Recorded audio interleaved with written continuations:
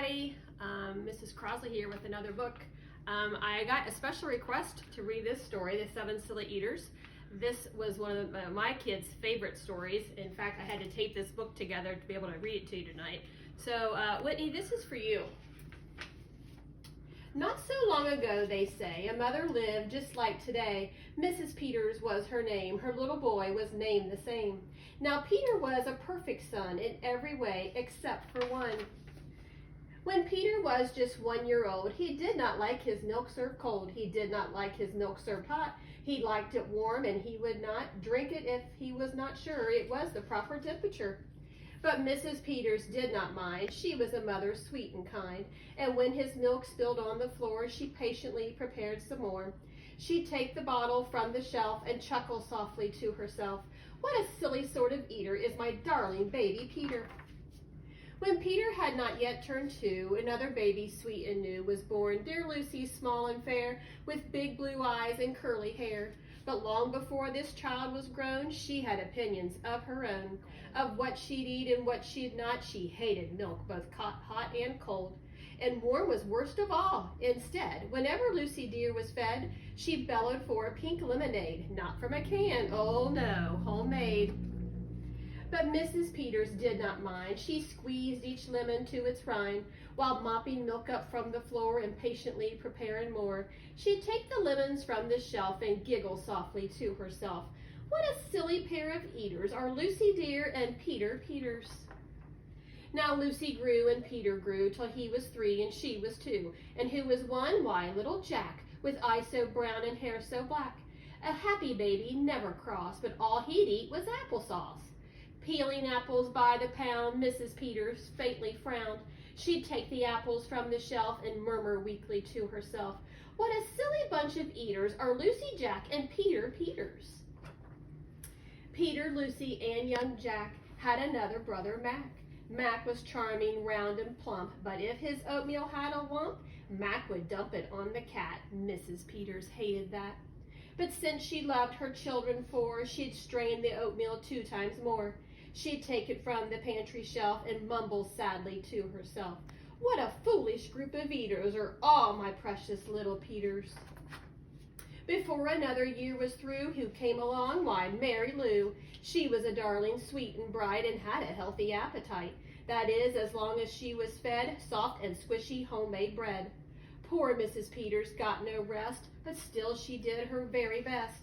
She'd take the flour from the shelf and mutter feebly to herself, what a fussy bunch of eaters are all my lovely little Peters. A year rolled by, the children grew, and they really are a splendid crew, sighed Mrs. Peters, penning pins and diapering her brand new twins. Little sisters, quick and smart, impossible to tell apart, but flow like poached eggs, fran like fried, and if she mixed them up, they cried. Tired to the very bone, Mrs. Peters groaned a groan. She'd take the eggs down from the shelf and whisper weakly to herself, what persnickety young eaters are all my 7 little Peters. Moms, you guys might be feeling this way right now, stuck at home with all your kids.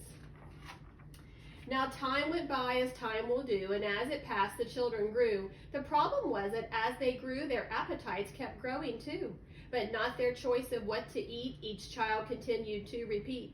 They wanted what they'd had before. The trouble was they wanted more. Creamy oatmeal pots of this, homemade bread and lots of this, peeling apples by the peck. Mrs. Peters was a wreck. Poor lady, her house is a mess too. She wiped her brow and heaved a sigh. Another year was passing by. In fact, she realized with sorrow her birthday would arrive tomorrow. Drearily she shook her head and wearily went up to bed. She thought the children had forgot her special day, but they had not. At crack of dawn, they all began to carry out their secret plan. Mrs. Peters would be fed a birthday breakfast in her bed, a breakfast made of all the foods that kept them in such happy moods. So while their weary mother slept, down the stairs the children crept, and from the cupboards and the shelves happily they helped themselves. Cheerfully they chopped and stirred, preparing what each preferred. But despite the pains they took, since nobody knew how to cook, to measure things or make them hot, the more they tried, the worse it got. First, Mac's oatmeal turned out lumpy, which made poor Mac turn grim and grumpy. In fact, the lumps got him so cross he dumped them in Jack's applesauce. This bothered Jack so much he threw it in the dough of Mary Lou, who tossed that mishmash that had made straight into Lucy's lemonade. And that put her in such a huff she poured the icky sticky stuff into the double frying pan that held the eggs of Flo and Fran, who'd flung that hodgepodge on the spot into the milk in Peter's pot. But when they saw what they had done, they wished they had never had begun. They'd hardly slept a wink that night, and still things hadn't turned out right. And even though they tried their best, it hadn't worked. They were depressed. They'd be in trouble, too, unless they found some place to hide the mess. The oven seemed the perfect spot, but they all forgot it was still hot. They stuck the pot inside, and then they all went back to bed again. The clock struck 6, but on they slept. Meanwhile, their mother softly stepped down to the kitchen, smelled a smell. What could it be? She could not tell. It smelled so good, she sniffed some more and opened up the oven door. She woke the children with her cries. They all come running in surprise. And in the kitchen, what they found was Mrs. Peters dancing around. And in the oven, no mistake, a pink and plump and perfect cake. And as their mother danced with glee, she cried, "A birthday cake for me? A birthday cake still piping hot? To think I thought you had forgot. Now tell me, please, how did you make this pink and plump and perfect cake? So high and light and smooth as silk?" "It's smooth as silk from all my milk," said Peter. "Lucy said it's pink from all my lemonade, I think. And from my apples," added Jack. "My oatmeal made it soft," said Mac. "My bread dough, too," said Mary Lou. Said Fran and Flo, "As for its size, it was our eggs that made it rise." Then everybody sniffed some more and danced around the kitchen floor. They put the cake upon a dish and lit the candles. "Make a wish," the children cried, "before you blow," and Mrs. Peters did just so. And what is more, her wish came true, as birthday wishes always do. And from that day to this, 'tis said, the Peters family all is fed. A single simple meal, just one, a meal that's good for everyone, a meal on which they all agree, made from their secret recipe. They all take turns in mixing it, they all take turns in fixing it. It's thick to beat and quick to bake, it's fine to eat and fun to make.